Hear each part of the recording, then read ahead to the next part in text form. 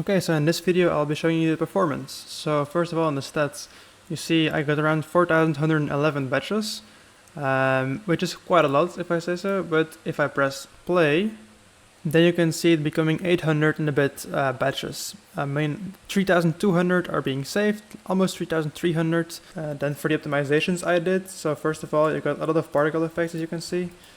So one of them are these lanterns in the back. But they're not actual meshes, they're just planes, if you can see them. It's hard to show, but they're just like all planes. They're just circles, so this makes it very optimized for the thing to make sure that you don't have too much badges or verts on the back that the people don't even see. So this is really helpful for optimizing those smaller things. Then I also made the fireworks, which work in the graph, and this is very optimized as well, so I tried lowering the capacity of each initialized particle thingy as low as possible, even though they're still quite high, as you can see sometimes, especially this one since it's the trail of the explosion rockets. It is quite high still a bit, because otherwise if it would be too low, then you would see it would be like this cartoony effect, which I don't want in my game. So now it's like the bare minimum now, to make sure that people have a good performance. Then for the LODs, I made LODs for the rocks and for the tree trunks. So first of all, the rocks, they all use crossfade, and the distances are set to a reasonable distance. So first you got 0, like in very close, then 1, and you don't really see the change that hard. Then you go to 2 here, and then you go to 3 around here, and then this one already only got like 78 triangles, so it's not a lot for such a thing. And then it gets scaled out around here. You see, like it gets scaled out. And the tree trunks also have LODs. So first, the leaves use GPU instancing, so they're also pretty optimized. And then these ones use LODs, as you can see, the three LODs, which are also, just as the rocks are very optimized in the same way. They also use crossfade, and they also go, they do the same thing. Then what uses batches? Well, I made sure to use static batching on as much things as possible. So as you can see here in my inspector on the left, in my hierarchy, you can see I have very clean layout of everything. And then if you click open the empty objects, then you can see that everything is made static. Literally everything is static. And this is also done for these things, for like the temple and for the house in the back.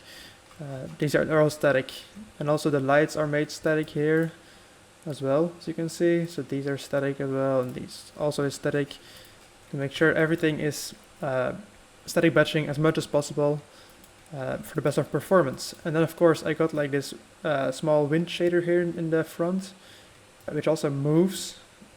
And for this one I use also GPU instancing to make it have the best performance as possible. Now for the post-processing, so I do use screen space reflections, but not that much, since the quality is very low and it's with ray marching, so it doesn't really affect a lot of the things. I also got micro shadows and some bloom, so the bloom does affect it quite a lot. I'll show it in the game view. So if I disable it and enable it, it like makes the moon pop more. I also got a small vignette. It just frames the thing a bit better, and also got shadows, midtones, highlights, which I do really like, because it makes the scene pop out more and make it a bit more light. Also the lift and gamma, it does a lot for the colors. Like as you can see, it makes it go from this darker gray to like this very colorful thing. And then for the cascades, you don't really see it as well, but I'll show here. You can see the cascade split, so they reduce transitions as well. So it's just around here is the purple thingy. So you have like the buildings in the front are still decent shadows, are still very good shadows, but it's some transitions. Then the green ones go to this rock, and then behind this it's like the orangey, till around here at the tower, and then behind this red, and it just falls back, as they say here. And also has a max distance of 200. So this way I don't get shadows like the default 500 units away. So I made sure that this is optimized as well, so I don't got unnecessary shadows that the player can't even see. And for depth of field, it also is a bit in the foreground more, not really in the background. So like here around the fence and around the tree, just makes it a bit more blurry to make it look a bit better. And I don't use global illumination. I do use volumetric fog, since this makes my lights look really cool. As you can see, it's like this small god rays that you can see coming from there.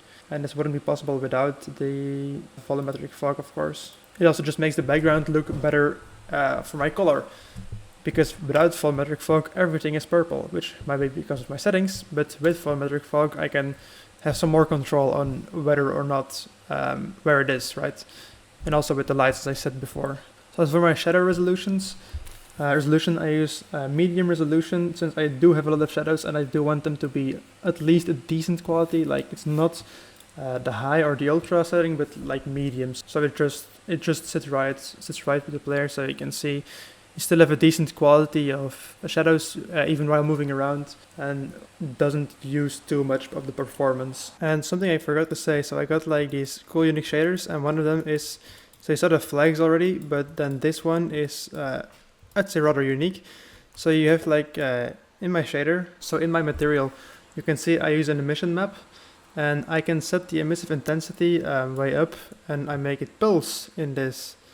So you see here now, because the intensity is crazy high, you see it really pulse.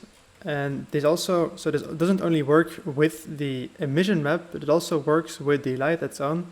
So I added a script on the light that makes it interact with the shader and get the values from the shader as well. So it has the same intensity more or less, but also with like the added intensity, of course, of the light itself.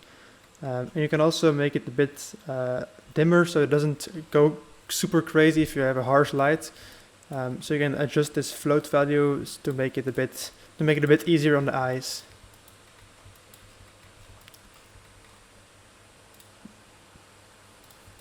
And this is being used for all the lamps, but also for like these lanterns. As you can see, they pulse, but these don't have lights, of course, because it's in the back. And if I would have lights here, it would take up a lot of performance. And this light in the front also uses it, by the way, because it's in the front and you can see it very hard. One last thing I forgot to mention, so the bell, is actually not declared static because it has an animation on it. The lights are also declared static because this way it takes up less space. I read somewhere in the internet, so this way it's a bit more optimized, even though I got a lot of lights in the scene. The leaves use GPU instancing, and also all the lights here, everything uses is static declared, but except for like the bell and like the leaves and the things that move in the shaders, like grass, leaves, and these flags. And then one last thing I forgot to mention was the exposure. So you see I have a night scene, and then when you go to the exposure settings here, you'll see it's very low because I do have a moon scene, a night scene, so it's literally negative. But also when I go to the sun, it'll have the intensity of a moon, and also with a higher Kelvin temperature to give like this bluish tint to the game, right? Also with the filter is a bit more blue to make it more like a night scene. And then also I changed up my celestial body settings a bit, so I got like a way bigger sun, because it's actually the sun and not a separate moon or something, but it's just a bigger sun with some different settings and a surface texture on it